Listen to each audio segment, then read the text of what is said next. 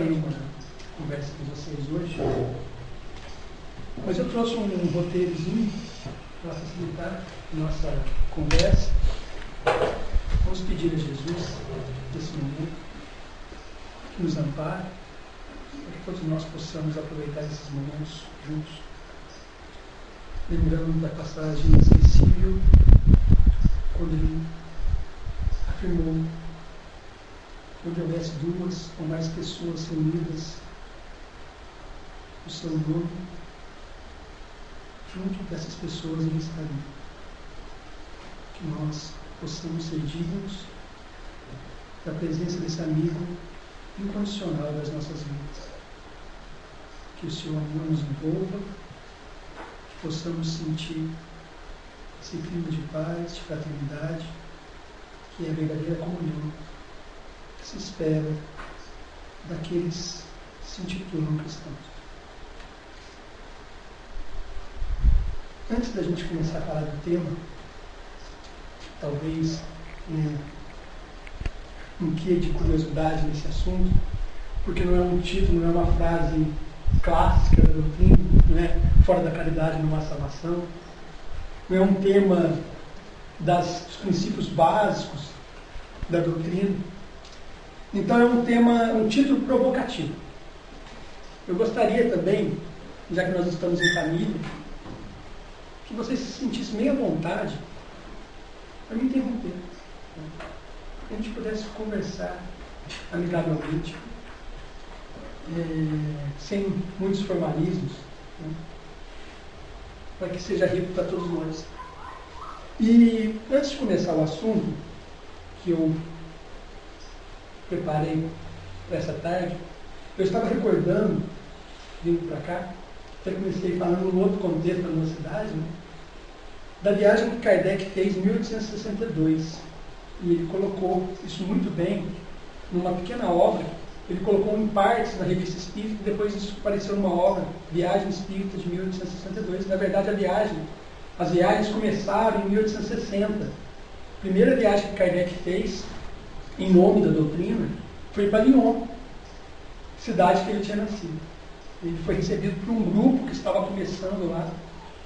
E ali ele teve a oportunidade de conversar e ver os trabalhos práticos, inclusive, que aquele grupo estava fazendo.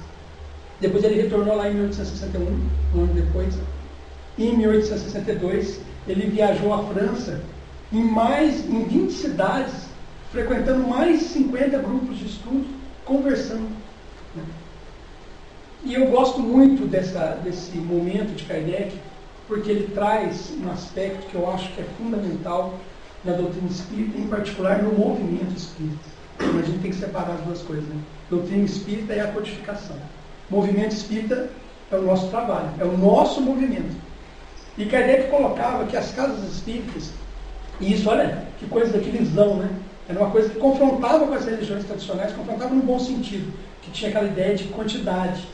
Ele falava que as casas deviam ser pequenas, grupos familiares, e que se esse grupo crescesse no número, naturalmente eles deveriam se fragmentar, como famílias. Igual o filho que sai da casa, cresce, constitui a sua casa, mas continua ligado pelos laços de afetividade e os laços de parentesco com os pais.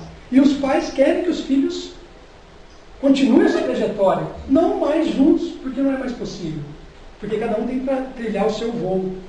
E que essas casas pequenas, para facilitar esse aconchego, essa conversa íntima, esse cuidado com o outro, o conhecimento, você conhece, você se relaciona, você conversa com todo mundo pelo nome. Então Kardec colocava isso, que as casas deviam ser pequenas. E conforme elas fossem crescendo, que elas se desmembrassem em casas novas, ligadas por elos de afetividade.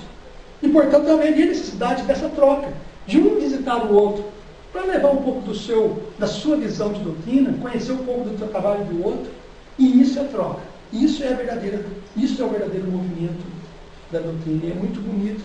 Então, sempre que surge a oportunidade de eu conversar com os confrades em outra casa, que não seja a casa que a gente está atuando, é inevitável que eu lembre desse momento de Kardec, porque isso é natural. Nós temos o nosso dia a dia na casa espírita, mas é tão bom encontrar outras fontes, outras focos de luz, né? Todos os trabalhos. Bom, vamos falar um pouquinho sobre as leis espirituais do sucesso. Olha que coisa interessante. Algum tempo atrás, surgiu um livro, e vocês me desculpem se o pessoal também conhece o livro ou não conhece, pode falar, pode puxar o assunto ou pode levantar as dúvidas.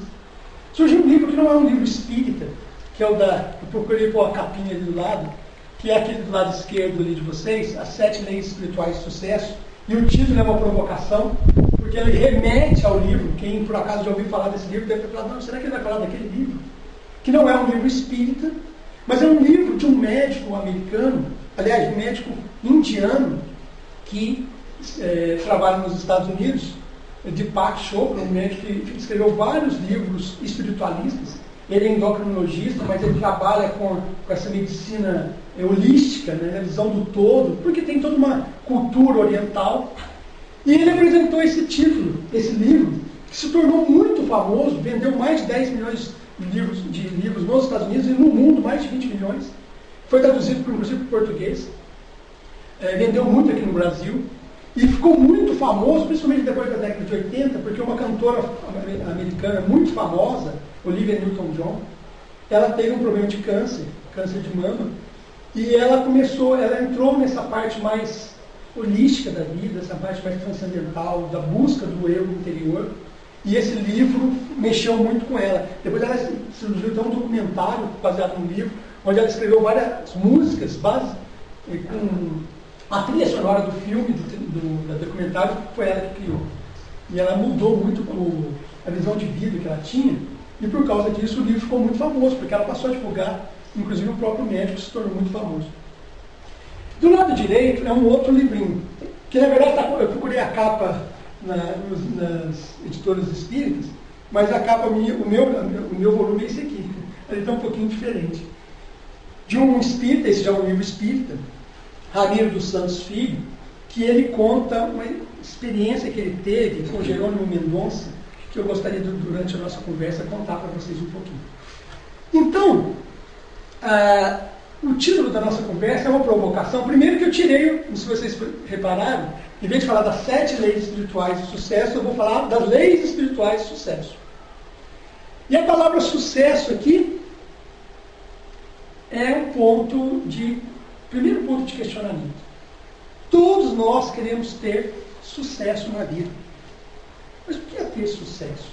E eu vou pegar a frase de Deepak Chopra mesmo, que ele põe no livro. Reparem, ele não é espírita. É uma pessoa espiritualista, hinduísta, que traz aquelas visões do ser completo do Oriente. Mas que a gente vai confrontar com muita coisa que a doutrina traz para a gente, principalmente na terceira parte do livro dos Espíritos, que são as leis morais. O que é sucesso? E aí a gente vai desconstruir um pouquinho essa ideia de que o sucesso é ter dinheiro. O sucesso é ter um bom emprego.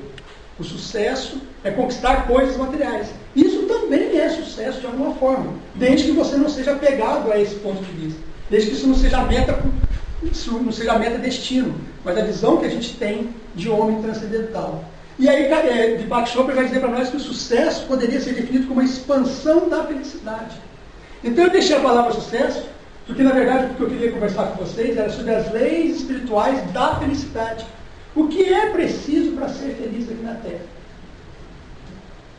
E o que a doutrina espírita traz para nós de informação, ou de informações, que nos leva nesse caminho de felicidade. Então o sucesso aqui não é esse sucesso, necessariamente esse sucesso material, porque existem pessoas que alcançam o sucesso material e são infelizes. Do nosso ponto de vista, né? Você fala assim, nossa, a pessoa tem tudo, por que ela se sente feliz? Quantos suicídios em pessoas que aparentemente a gente não vê nenhum problema de ordem material, mas com certeza pessoas que vivem um vazio existencial muito grande. Por quê? Então, esse primeiro ponto é só para a gente colocar isso. Eu vou trazer as leis que ele coloca no livro, que na verdade é uma síntese das religiões da origem dele. Vou confrontar um pouco com o que a doutrina espírita nos oferece. E depois vou falar um pouquinho dessa parte do livro que tem o título A Fórmula da Felicidade, que é do Ramiro dos Santos Filho. Então, é os 2 pontos da nossa conversa hoje, e colocando a doutrina como amarra disso tudo. Para começo de conversa é interessante, porque Kardec, quando ele apresenta as leis morais, vocês vão recordar isso lá no Livro dos Espíritos, ele pergunta para os espíritos luminares o que eles entendiam, o que eles achavam daquela divisão em leis, das leis morais, das 10 leis morais, lei de adoração, de trabalho, de progresso, de sociedade, né, de igualdade, de amor, justiça e caridade. Eu acho essa lei fantástica, abrindo um parênteses rápido, porque Kardec não deixou separada a lei de amor, lei de justiça e lei de caridade. Ali ele trabalha como se fosse uma lei, já que não tinha uma palavra para representar as leis juntas, ele fala lei de amor, justiça e caridade. Porque justiça sem amor é vingança, não é? Né? Não é justiça. Às vezes a gente vê um crime, e essa semana nós tivemos um episódio lá em Itajubá muito triste, né, da violência que a gente ainda vive hoje, já nas nossas cidades, que são pequenas, mas a gente já vive essa violência de um homicídio com uma aluna da UNIFE. Muito triste, uma coisa que chocou a cidade.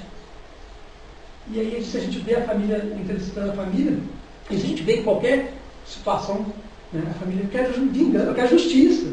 E a justiça é procurar a pessoa que cometeu o crime e botar na cadeia, e aquela coisa. Sempre que existe uma lei superior a todos nós que rege tudo isso. É importante que venham os escândalos, disse Jesus. Ai daqueles por quem os escândalos vêm.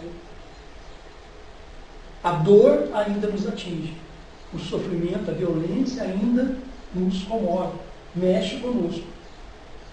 Mas o vingador está criando um karma, uma dor a ser resgatado no futuro. Então, essa pergunta que Kardec fez, o que os espíritos achavam dessa divisão, dessas leis? E os espíritos responderam que era uma boa divisão, mas era muito mais didático para nós, para facilitar o nosso entendimento, do que propriamente do entendimento de toda a lei divina, que é muito mais ampla e que a gente vai encontrar conforme a gente foi evoluindo, conforme a gente foi entendendo. Então, por causa disso, essa questão do nome, dos títulos, por que estou usando Deepak Chopra, mas poderia ter colocado direto as leis morais aqui, não é o caso. Porque Deus é bom. E Deus é Pai de todos. Esse Deus que a doutrina traz para nós, não é aquele Deus antropomórfico que seleciona as pessoas pela religião, pela sua crença, o povo eleito.